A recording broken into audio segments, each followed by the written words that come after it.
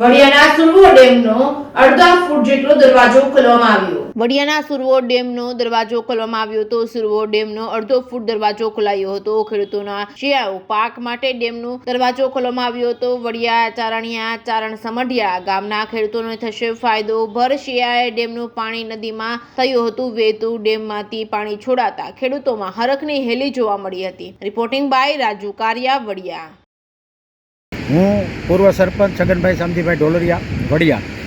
આજે સુરવો એકમાંથી પાણી ખેડૂતોની માંગણી હતી કે ભાઈ ઘઉં ચણા જેવા શિયાળુ પાક બચાવવા માટે 2 પાણીની જરૂર હતી. એટલે આ વિસ્તારના ધારાસભ્ય કૌશિકભાઈ વેકરિયા અને જેતપુરના ધારાસભ્ય શ્રી જયેશભાઈ રાદડિયાને ચારણિયા અને વડિયાના ખેડૂતોએ રજૂઆત કરી. જે રજૂઆત આજે ફળી છે અને ખેડૂતોનો પ્રશ્ન આ બંને ધારાસભ્યોએ જાણ્યો.